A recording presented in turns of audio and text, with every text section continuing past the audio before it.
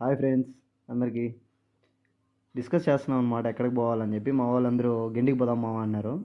ఇంకా సరే ఏం చేయలేక బయలుదేరినాం అనమాట. గెండికే బయలుదేరుతుంటే ఇక్కడ మావాడు ఏమంటున్నాడంటే, గెండికి ఎందుకులే మావా, ఎక్కడికైనా పోదాం అన్నాడు.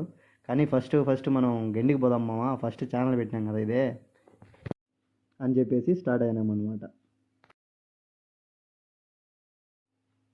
హలో, చూసారా ఫ్రెండ్స్, చుట్టుపక్కల కొండలు, ఒక తెలియని ఫీలింగ్ వస్తుంది అనమాట. ఒంట్లో ఒక గూస్ బంప్స్ అనేవి వస్తున్నాయి. ఆ ఫీలింగ్ ఏమంటే మనం ఇంకా గెండికి వచ్చేసినాంరా అని ఒక ఇంటిమేషన్ ఇచ్చినట్టు ఉందన్నమాట నాకైతే. చూడండి, ఆ చుట్టూ వాతావరణము, చెట్లు, ఆ కొండలు. తిరుమలలో కూడా ఇలాగనే ఉంటాయన్నమాట కొండలు కూడా. చూసారా ఫ్రెండ్స్, వచ్చేసాం గెండికి ఫైనలీ. వచ్చిన వెంటనే ఒక తెలియని ఫీలింగ్ ఉందన్నమాట మనసులో.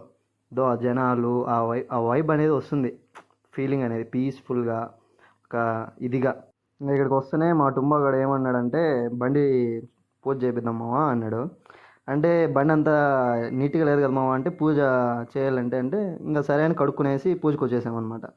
ఇంకా పూజకు వచ్చేసి ఇంకా మా వాళ్ళు అంతా ఇద్దరు చూడండి దండలు వేస్తున్నారు చాలా కష్టంగా. ఇంకా నేను ఊరికి వీడియోలు తీస్తూ ఉన్నా. మా వాడు వెనకాల ఉండి ఏందో ఏం తెలియనట్టున్నాడు.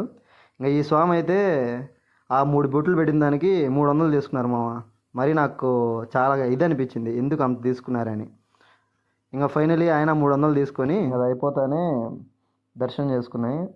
ఇంకా దర్శనం చేసుకుని వెంటనే ఉంటామా, ఆడ ఫ్రీగా అన్నదానం పెడుతున్నారంటే వెళ్ళిపోయేసి ముగ్గురము కుమ్మేసాం అనమాట. చూడండి ఎట్లా తింటున్నారో మా వాళ్ళంతా. ఫుల్గా తినేసి ఎంజాయ్ చేస్తున్నాం అనమాట. అది కథ. ఓకే ఫ్రెండ్స్, చూసారుగా ఈరోజు ఈ గెండి స్టోరీ మా వాళ్ళతో. మళ్ళీ రేపు స్టోరీతో వద్దాం. ఓకే, ఇంకందరికీ టాటా, సీ యూ, ఉంటానైతే, బాయ్.